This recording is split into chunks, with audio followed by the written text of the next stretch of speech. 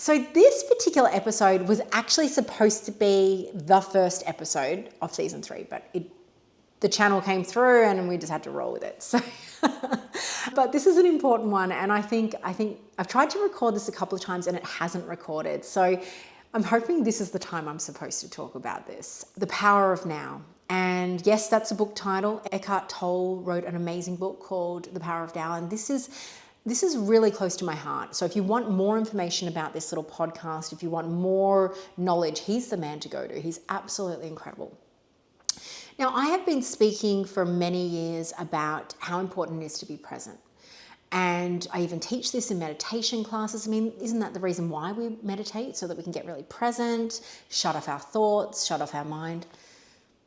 But what if it isn't just for meditation? The now moment isn't just some fad mindfulness technique. The now moment is literally the only thing that truly exists. If you think about the scale of past, present, and future, the past is no longer existing. The only thing that exists left from the past is the versions of history that we bank up in our human mind. Then the future is not even written. I mean, we could predict all we like. We can put the patterns from the past and place them into our future. But the truth is, a meteorite could hit in an hour and we could all be finished and there could be no future for this particular Earth. So the future doesn't actually exist. The only thing that's actually real is this moment right now. Now, a lot of people argue with me, but Sarah, how could that be? I remember very clearly, I have a past. Even a minute ago, I went and had a glass of water. So how can that be that the past doesn't exist? Well, I just ask you to open your mind and imagine that everyone sees their own version of truth. And if truth was a sphere, a ball, and each of us looking at that sphere sees one aspect of that sphere, one particular side, one fraction of that sphere, that's our version of the truth that we see. So my version of the truth is 100% my version of the truth, but the person to the side of me will see a different version of that sphere, that truth, and that will be their truth. And this is why police, when they're trying to find witnesses to particular cases or scenarios, they need to have many eyewitnesses to be able to tell the same story, because everyone has a story. There is a story, a perception, a worldview that we're seeing everything in, and that will be our truth. And sometimes our truth has very little facts, black and white facts into it. So, this is really important. Understanding the difference between story versus fact is incredibly important. Now, here's the thing. We've got a real issue. This huge epidemic that's occurred from the start of time, I believe. Our human mind, our machine mind, our egoic mind, whatever you want to call it, this big brain here, this receptor of information, it is like a computer. It's incredible. I call it the instinctual mind. It is really important that we have this human mind to be able to survive this physical life that we're in. This physical life is based on using our instincts until our intuition is nice and strong. And if you want to learn more about instinct versus intuition, there is a podcast on that. I would highly recommend listening to it. It's one of my favorites. So the human machine mind, egoic mind, instinctual mind, it's done a really good job keeping us safe here. It loves patterns, so it will find particular patterns that make it feel safe. Our brain wants us to feel safe. It wants us to survive. It's very primal. It wants to be able to find the patterns that allow us to survive this big, scary world. So it will know, okay, so when I saw Bob walk in front of a car, Bob got hit and died. I'm not going to walk in front of a car. So what I'll do is I'll make sure that I put that lesson and understanding and pattern into my future. Every time I see a road, I'm going to remember A plus B equals X. And I'm going to sort of predict the future a little bit because that makes me feel really, really safe. So this is just how our brain works. We need to feel safe in this world. We need programs, we need beliefs, we need assumptions, we need agreements to be able to feel safe and to survive this big, scary world.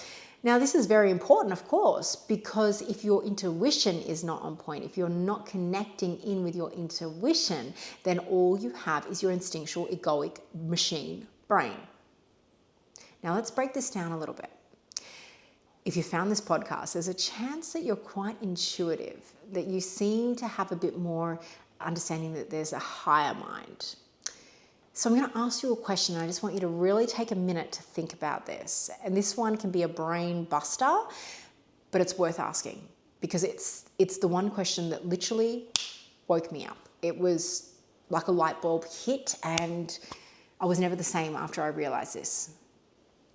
I want you to just let your mind race with thoughts. At first, you're not going to be able to find a thought because now you're trying to find a thought, but just take a few seconds to just try and find some random thoughts. It might be, what am I going to do tomorrow? Or do I need to go get something for dinner tonight? Just take a minute.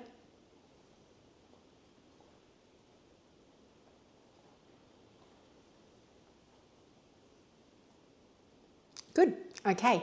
So you let some thoughts come through. Some of you would have frozen and gone, I can't think of any thoughts, which is an important point we'll talk about later of why that happens. But most of you may have been thinking, when is she going to start talking? This is an awkward pause. What's happening? Did the video stop? What's happening? Get this back on. But thoughts came through, correct? Now, if you had thoughts running through your mind, then I'm going to ask a really interesting question. If you had thoughts in that moment, how do you know you had a thought? Who is aware there was a thought in the first place?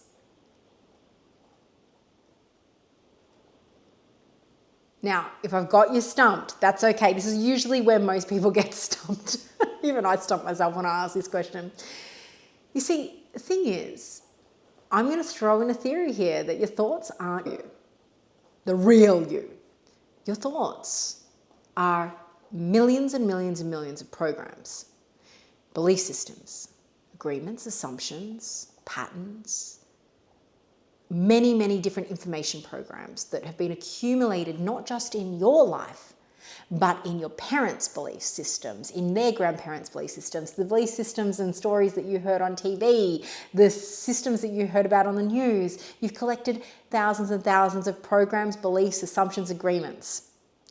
And they have made up particular survival mechanisms and allow you to have all of these thoughts. But those thoughts aren't the real you. They are programs. Now, before you say, okay, that's enough nonsense, hear me out on this one. Because someone's aware of the thoughts in your head. You're aware you're having a thought, correct? How can you possibly be aware that you're having a thought if you are those thoughts, if that's truly you?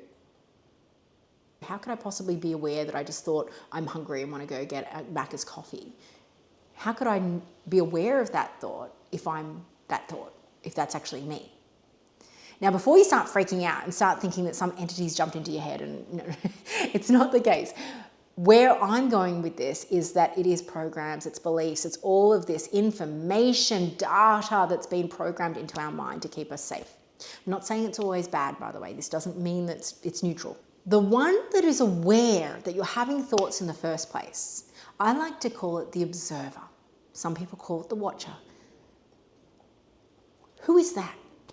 Who is the one aware? Who is the observer? Who is the watcher? I also like to extend that to, well, that's my higher mind. I've got my machine mind that has all of these processes and it's very masculine energy. It's got all of these programs and beliefs and yada, yada, yada. And then there's my higher mind.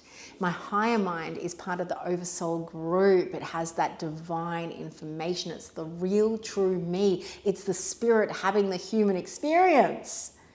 And that's the real me. And when you're hearing my channeling, you are hearing higher mind, divine information streaming out of me. I'm not using my machine brain. If I was trying to deliver this kind of information with my machine brain, I would be so worried about how I sounded right now because Sarah's really insecure. And I would be stuttering and umming and ahhing and I wouldn't be able to stream this. But when I connect in with my higher mind, the real me, it just pours through me. And it's pure intuition energy rather than instinctual human brain machine energy. Now, the human brain is still needed, but when you start to realize this, when you start to have this really incredible breakthrough that I'm hoping some of you may be getting even from this small little podcast episode, this is what true awakening is. When you realize that you are not just your thoughts. Your thoughts are a tool that you can utilize. But if you're not aware of that, it overrides you. It hijacks you continuously. If you're not aware that your thoughts are not really you, it's just all the programs trying to keep you safe, then it will overrun you. It will hijack you. And you will find that this physical life is so challenging. It's so difficult to live here. You feel so alone and so confused and so depressed sometimes and so frustrated and so anxious because you're trying to figure it all out with this machine, but your human brain wasn't supposed to do life by itself. It was supposed to be working with the higher mind. But the higher mind got shut off. The higher mind gets shut off because we're not home to receive the information. When I'm talking about home, I'm talking our mind is either thinking about the past or the future. And home is the present moment now. The only time we can truly channel in our higher mind is when we are in the here and now present moment. Wow. So I'm hoping I just want you to take a minute to just digest that.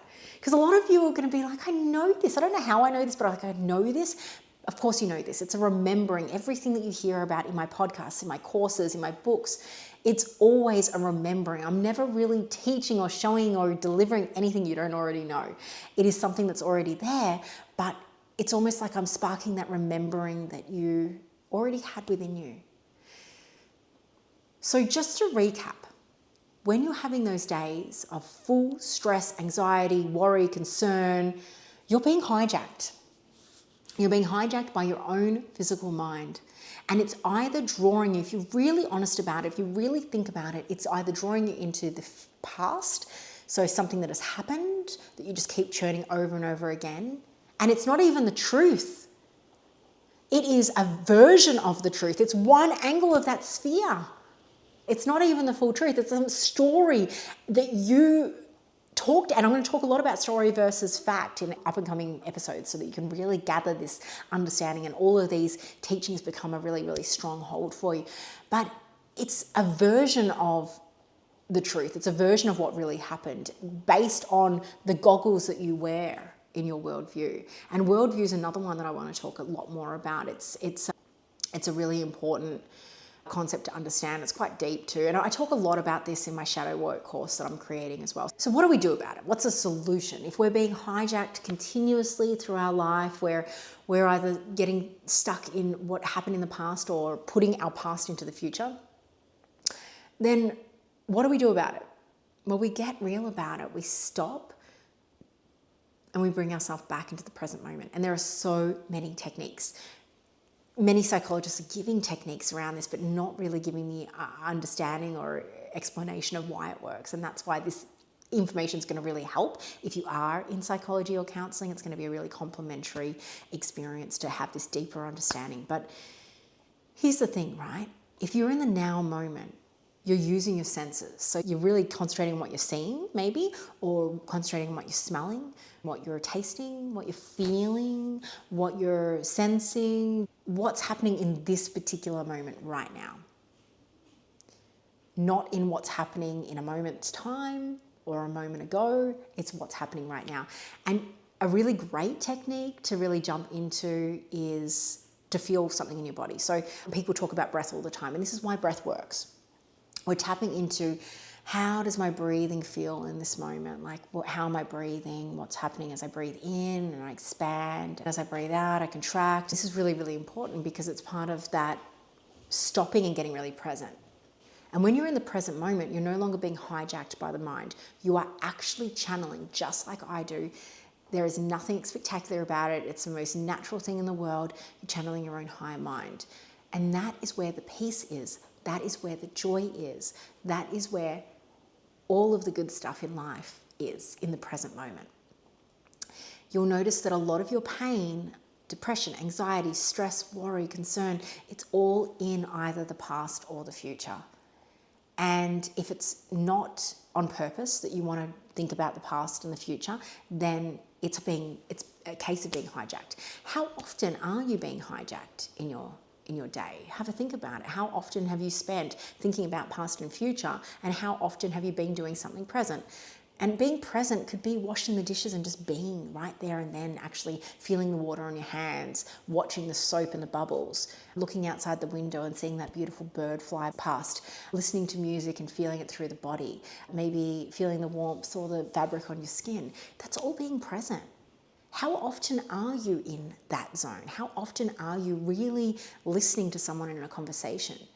Or are you listening and already thinking about how you're going to respond, or already thinking about how this affects you or what it means about you? This is something we all do on a regular basis. So it's about getting really present. It's something that's going to take practice though. It's not something that we get really good at straight away and then all of a sudden we're in the present moment 100% of the day. I'm training myself every day to be more present, but I'm still learning. But the great thing is, when you start to get into this practice and you start to get really purposeful about being present, you'll catch yourself getting hijacked. You'll be like, oh my God, I've been hijacked to the past. Oh, I'm thinking about the future. I'm worrying about the future. I've been hijacked. And the great thing is, if you've realized you've been hijacked, it means that you're in the present moment. It means that you're actually present enough to realize that. And that self-realization is so powerful. I have an example that might be helpful. When I was starting to really put this into practice and get really serious about getting more present in my day-to-day life. Sure, I meditate hours a day because I'm doing healings most days as a full-time healer, but I wasn't getting present for myself. I wasn't actually just taking the time to just really get conscious about what was happening here and now. So I started to really put this into practice. And I have undiagnosed ADHD. My mind runs 1,000,000 miles an hour, and I'm usually starting 25,000 projects, finishing none of them, getting excited about 20 things, and then just losing interest, and off I go.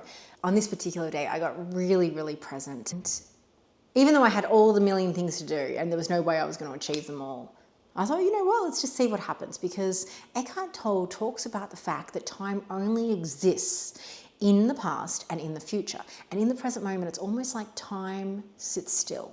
And it's true. How many times have you found yourself in the zone and just like in the moment, really present, and it's like 3 hours pass and you're like, how did that even pass? Or maybe you gain time. It's like time works differently when you're in the present moment, you're really focused. Well, I wanted to test this theory out. So this day in particular, I remember I had a morning meditation class. Then I had to make sure the house was tidy because it looked like a bomb had hit it. And then I had to go pick up the kids, and I had to get dinner ready, and then I had another class. And I remember thinking, there's no way I'm going to get through all of this. How am I going to do it? I need 2 of me to be able to achieve this. Anyway, so I got present all day long. I really used my time in the day to just, every time I caught myself going into the past or the future, I'd catch it like, yes, I caught it, and I'd bring myself back. I wouldn't make myself wrong about it. I would just be like, great, caught it, bring it back. Think about my breathing, have a look at the tree, do some tapping. It doesn't actually matter what you do. Whatever you need to do to bring yourself back into the body or bring yourself back into the senses. Anyway, so I did this. I finished my clients, the classes and my 3 clients, and it was so beautiful. It was the most strongest attunements. It was an incredible meditation that I was able to channel. And then I went in and I somehow managed to clean the entire house in like 45 minutes. Still to this day, don't understand how I did it. In the same time that I was cleaning, I managed to quickly prepare a roast dinner, and the timing all worked out incredible. And by the time I'd picked them up, the roast was pretty much almost done, and the kids were sorted. The lunches for the next day were made. I went and did the class. I finished it by 9:30, and I went, everything ran so incredibly smooth. Like nothing went out of schedule. Everything was absolutely perfect. And I looked back and I thought, I don't even know how time slowed down enough for me to be able to achieve that. I still cannot explain it. But it happened, and it's real. And it was one of the most peaceful, extraordinary, simple easygoing days I've ever had. And I realized there's something really important here. And I'm going to try my best to make every day a really present day. And I want to practice so that most of my day, most of my life is spent in the now moment. And when I go into the past and future, it's because I want to go into the past and future. So for example, if I need to think about how I'm going to schedule something and how I want to create something in the future, I can go there because I want to go there in the future. And I can even draw upon the past experiences, that time that I sent out that email about Dark Night of the Soul and everybody really responded. That's going to be really useful information because now I need to create a Dark Night of the Soul course. It's a perfect example of how I used it for my benefit going into the past or the future. That was because it was my choice. My higher mind was in charge. This is about getting your higher mind back in charge. It's about putting your hands back on the steering wheel and allowing you to drive your own life, no longer being hijacked by the machine brain. Look, I know this is a lot of information and it just came on for a little easygoing podcast episode, but this is probably one of the most important episodes I'll ever speak about. And I have a funny feeling this is going to reach some really, really important people out there that need to hear this. So if you've had an aha moment, please let me know. Please comment, let me know. It means the world to me when I hear that this is making a difference. It means that all the hours that I'm spending doing this, preparing and editing, it is so worth it, even if it just helps one particular person. So please let me know if that person is you. And again, I'm always open to suggestions to particular different subject matters, topics that you would like to hear, or maybe there's someone out there, a celebrity or someone that's inspiring to you that you would like me to try to reach out to get onto the show. I hope that I've given you some really profound distinctions, thoughts, understandings, and learnings, and I can't wait to hear back to see how this is all landing for you. Have a great week.